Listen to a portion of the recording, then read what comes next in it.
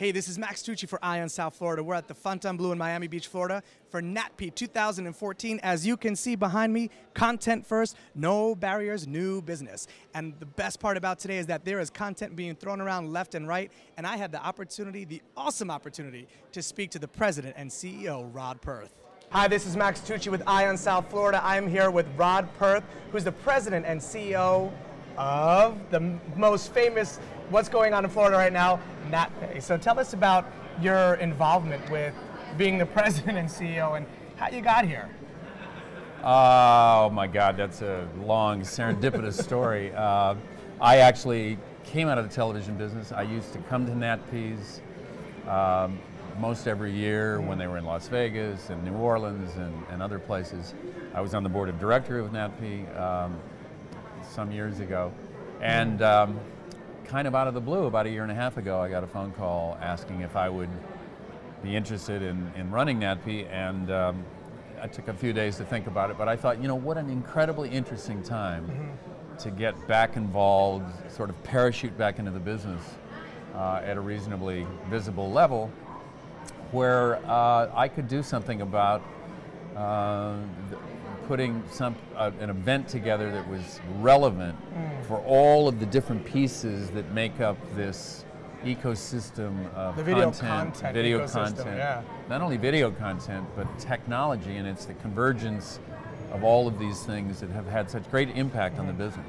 Now, last year Mark Cuban said that the internet is designed for everything but TV, and the TV is designed for everything, including video. Would you still agree with that in 2014? No. I don't agree with it. The internet, in fact, is a platform for television. I think what he might have been referring to is the, excuse me, the overabundance of video content that is there. It's staggering how much video content is uploaded every minute on Google. But I think it's yet to be proven if it can be commercial. But I think Netflix changed the game considerably, and now Amazon, you know, Hulu, many others. And for millennials who are kind of agnostic about how they watch television, right.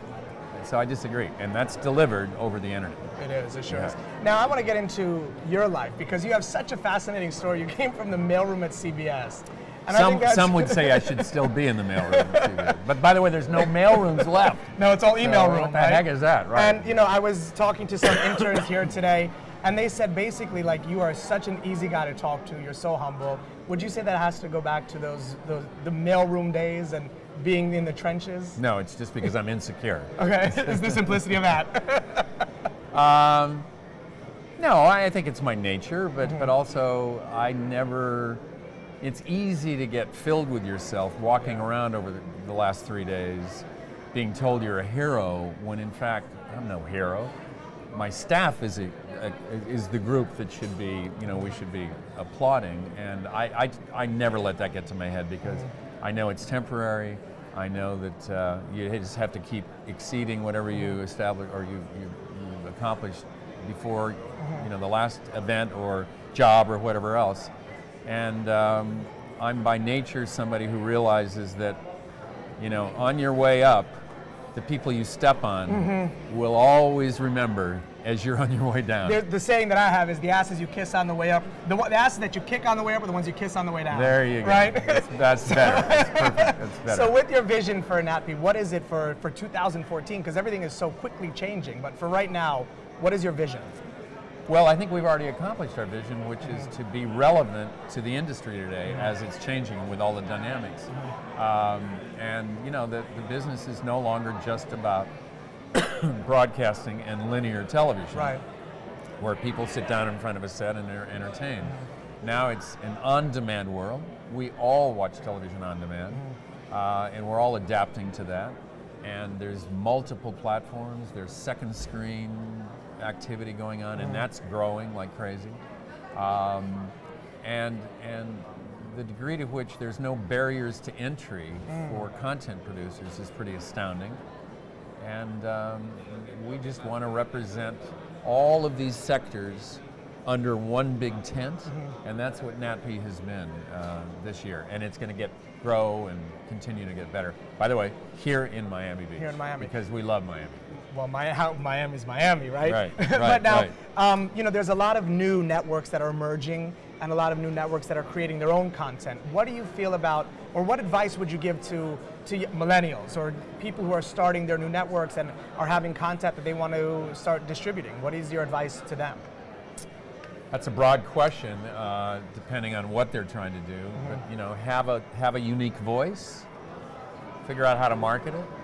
Use every social networking skill set that millennials are born with. They've grown up with them, so they don't have to make the adjustment. Those of us who weren't digital natives.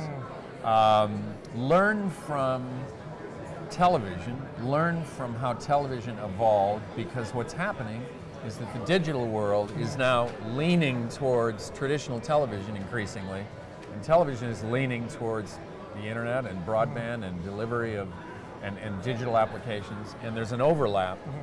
And I think I'm totally optimistic about all of it. I mean, it's disruptive, especially to those of us who have grown up in doing business in particular ways that have been around for basically 60 years. Right. But it's an exciting time. It is an exciting time. I just read an article, I was flying on Delta, and they said that they were interviewing Jimmy Kimmel. And he said that now Jay Leno's departure and David Letterman, who you brought basically to CBS, that they're like the A-team. And now there's going to be 150 new gentlemen or new hosts making $150,000 a year instead of the $20 million plus a year. What is your feeling on that? Well, I think people tend to underestimate the degree of difficulty of hosting a late night show. It is, the reason there's only been traditionally 2, maybe 3 that have been able to do it is because it's so hard, and it takes such a unique set of skill sets and talents and endurance and work ethic. There have been talk show hosts who have failed. They may have been on paper perfectly talented, and but they didn't understand that you have to get in at 9 o'clock in the morning and you have to start working and writing material and researching and thinking about guests and everything. It is a tough job. David Letterman gets in early in the morning, stays late after the show. Jay Leno is writing material at 4 a.m. in the morning. That's when the mind's the sharpest, right? Not mine, but Jay's, and then he goes to work. Yeah. And he's in every morning at 9 o'clock with a different car or motorcycle every day. But so He I earned don't think. I mean, look, it's all. But someone will always emerge. Yeah, there always is. It's going to be interesting though to see this next chapter of late night. And I think that's what the excitement is about television and content. Content-wise, where do you see content going? Are we still in the reality phases, or where is content going? I think that reality is always going to be a form of programming that's important. Did reality kill the TV star? That's an interesting question. No, the answer is I don't think so. And these things tend to have cycles, and what we think of as reality today, it'll go through a cycle. I'm not predicting it's going to wear out and go away, but it will. But the really good reality shows, the Survivors, the big, they'll stay around. They'll survive. Some of the shows that are on, I wouldn't mind if they went away, frankly. Yeah. But that's my viewing taste. I mean, at a personal level, I hope that we don't continue to go for the lowest common denominator. I think it's unfortunate, but it's proven that many of the things that I thought I knew about developing programming, developing characters that you could root for and you had interest in and you hoped that were basically good people, it's been blown up. Yeah, I mean, it's so I've learned a lesson. And speaking of lessons, what do you think your biggest life lesson is so far? My biggest life lesson? What an impossible question. To be ethical. You mean in business? In life. True to my family, my wife, my daughters. That's the most important. By far the most important. Be an honest person. have a sense of values.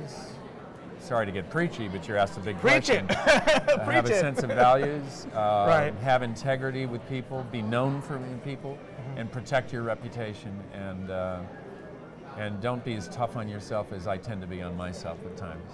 And where we are right now is where we're supposed to be. Yeah, I think so. And that's on Eye on South Florida. So I Right. thank you for this interview. Everyone, you're watching Eye on South Florida. We have to give a special thanks to Young Hollywood Studio. I'm here with Rod Perth, President and CEO of NATPE. Thank you so much for this interview. You're welcome. It was great. Great Thanks. to meet you.